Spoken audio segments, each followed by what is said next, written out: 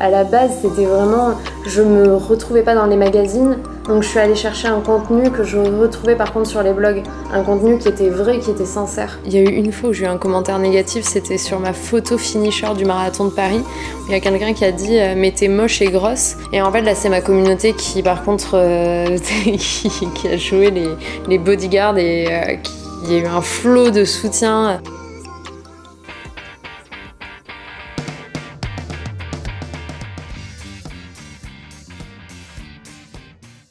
Aujourd'hui, on découvre un drôle de métier, influenceur. Alors, si vous imaginez que le métier d'influenceur consiste à recevoir beaucoup de cadeaux et d'invitations et à poster des photos sur les réseaux sociaux, vous n'avez pas entièrement tort, mais il s'agit là d'une toute petite partie émergée de l'iceberg. Si vous avez regardé notre Pourquoi ce métier des jeudis derniers, vous aurez compris. Aujourd'hui, on ne s'intéresse pas aux stars interplanétaires. On ne s'intéresse pas non plus aux influenceurs jetables qui sont connus une espèce de gloire parce qu'ils sont passés dans une télé-réalité.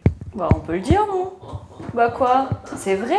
Les influenceurs qui nous intéressent, c'est les personnes qui ont réussi, en partant de rien, à créer une communauté et un réel univers, bien souvent autour d'une passion qui sont travaillées depuis l'enfance ou parfois l'adolescence. Pour découvrir ce métier, on se retrouve aujourd'hui avec Anne-Laure, alias Bonjour Darling sur les réseaux sociaux. Elle a plus de 50 000 followers sur Instagram, 7 000 sur Facebook. Elle a également un blog qu'elle alimente très régulièrement. Et elle va nous expliquer aujourd'hui comment elle vit de cette activité et nous révéler les coulisses de ce nouveau métier qui nourrit pas mal de fantasmes, à tort ou à raison.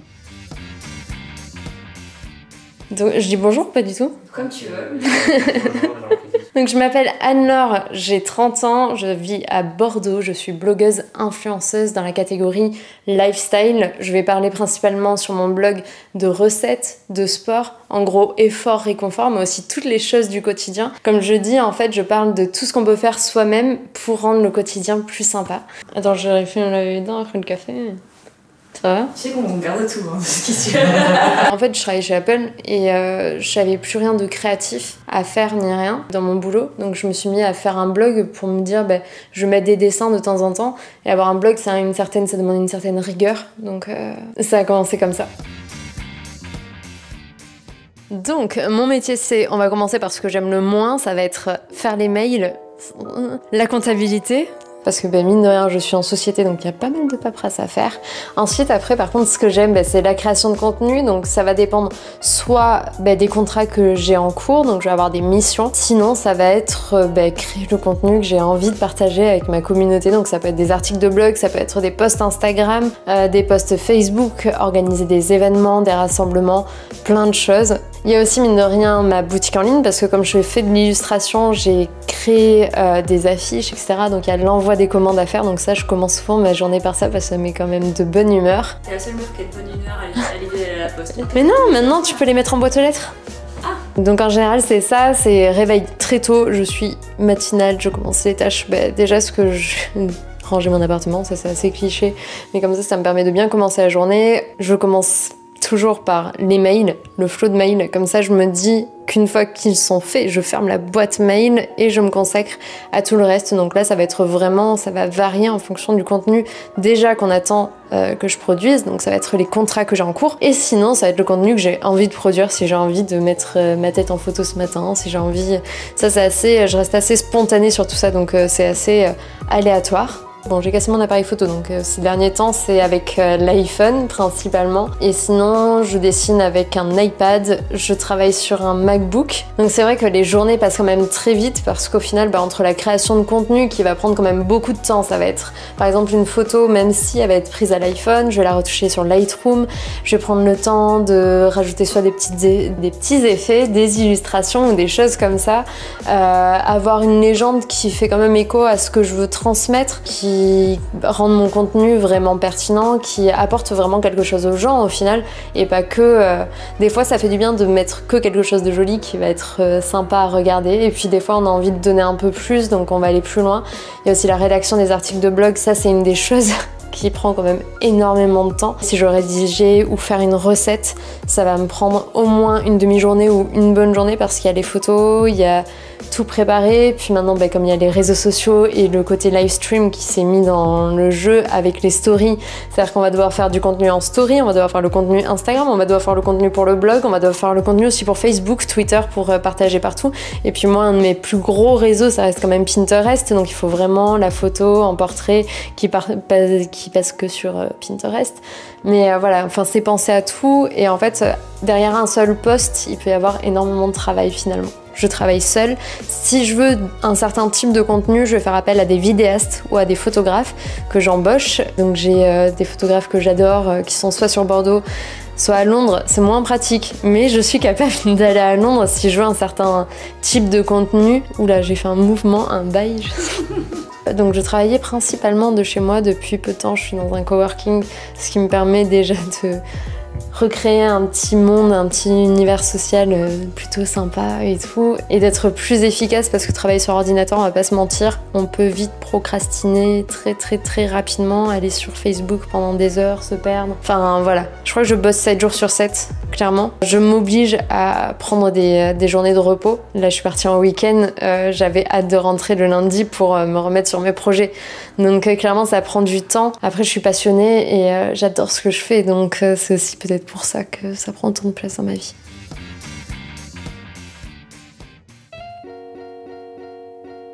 Alors pour le coup, moi c'est vrai que j'ai commencé il y a 8 ans. Donc il y a 8 ans, c'était un peu... On ne savait pas qu'on allait en vivre. Il n'y avait pas encore le terme influenceur. On partageait vraiment notre passion.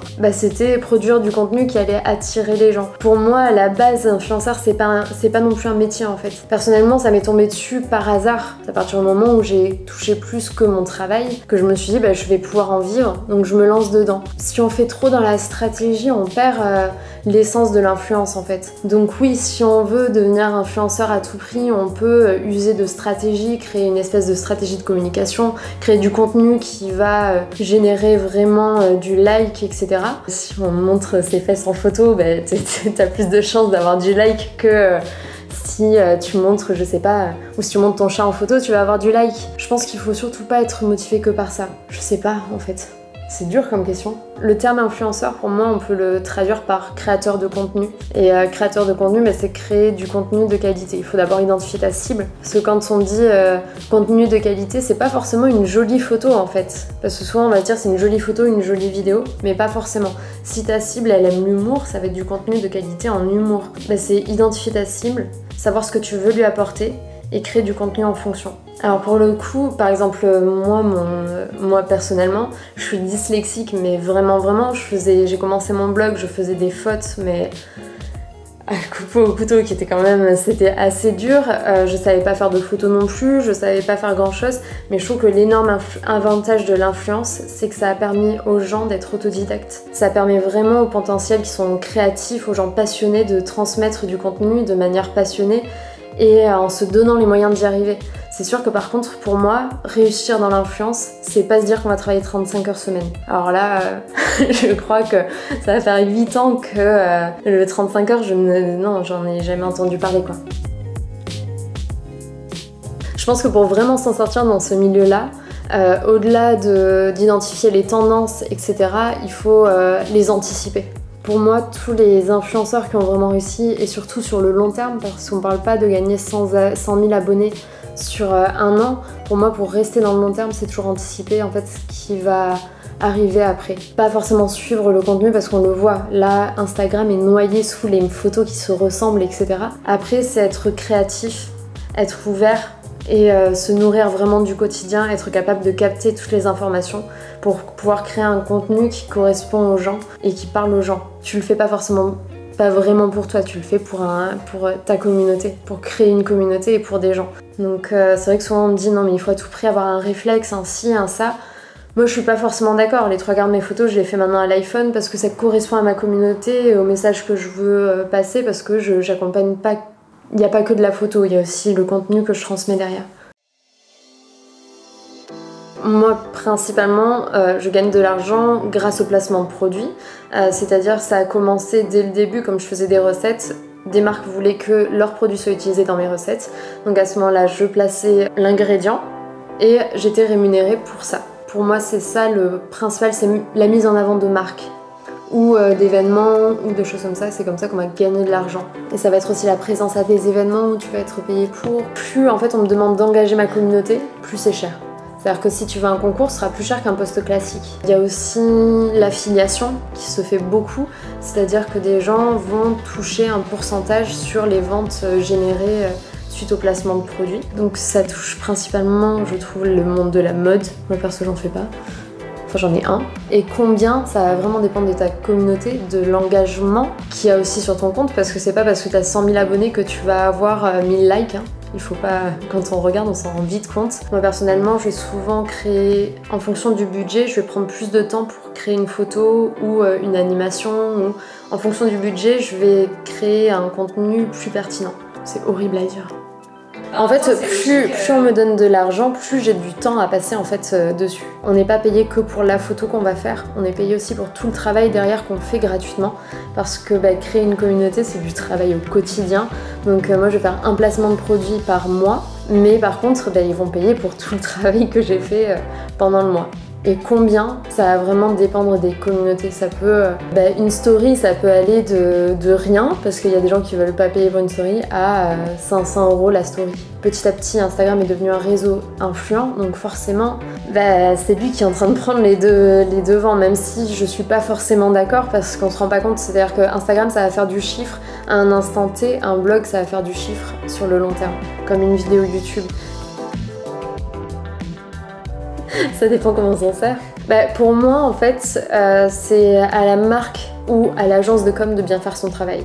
C'est-à-dire que si tu as une communauté sincère, comme la mienne est vraiment ciblée. On sait à qui on parle, on sait quelle proportion de telle ville on peut avoir, on sait quel âge a ma communauté, quelle proportion de gens et ce qu'ils aiment. À partir du moment où en fait, tu as vraiment une communauté où tu es sincère dès le début, où tu sais qu'elle est sensible à tout le contenu que tu vas proposer, tu vas parler d'un produit et tu vas avoir un pourcentage de transformation très important. Donc est-ce que la taille compte? Pour moi, je suis pas forcément d'accord en fait.